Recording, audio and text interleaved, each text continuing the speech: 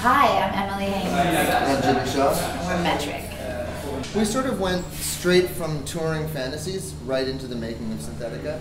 It was literally, we played our last show in Miami and beginning of December 2010. And then we literally flew to Toronto and started recording the next day. And we took about a year to make the record, and so there was sort of really no time off. And then once the record was done, we figured, all right, well, we can, because we have our own label and everything, the more time we can use for setup, the better. So let's now hand over to the record to the people that work for us and all the different partners around the world, and let them sort of run with it for a little while. And so this was really our first time off in the last, 3 or 4 years. Yeah. When we were doing our earlier records, they were a little bit more conceptual in sound at the inception of each record.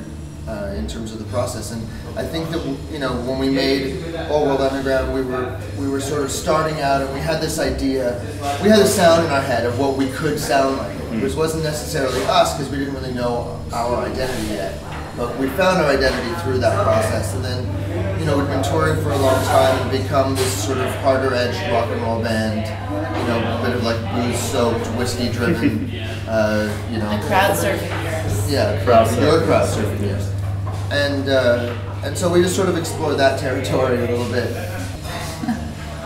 When we made Fantasies, we sort of again had this vision of something we wanted it to sound like, and we wanted to explore that area of sound and sonics and songwriting for ourselves, because it was something we hadn't really done before. But in the making of this one, it was more just, let's just do exactly what we would do without preconceiving anything about it.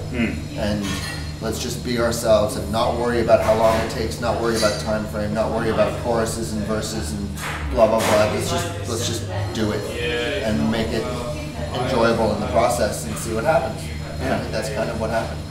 I mean, the interesting thing that happened with the word Synthetica throughout the making of the record is it was this concept that kind of was there from the beginning and didn't really leave, and almost sort of insisted upon being the title in a way.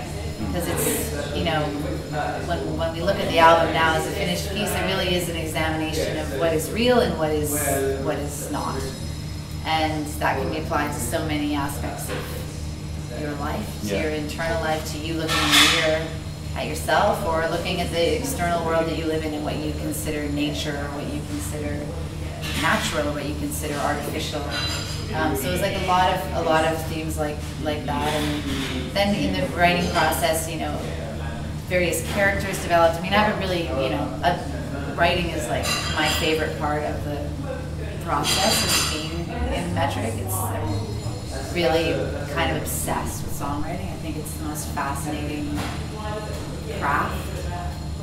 So, in particular, Synthetica went through all these permutations, and then at one point there was this character. The idea of a totally constructed pop sort of doll thing was an image that came around.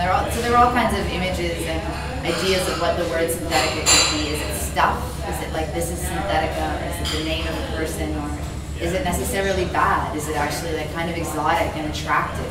It was really cool to have something that was such a, sort of you could look at it from so many different angles, that word, and those themes kept popping up throughout the record. And I think that's why there's a thread through the whole record. Okay.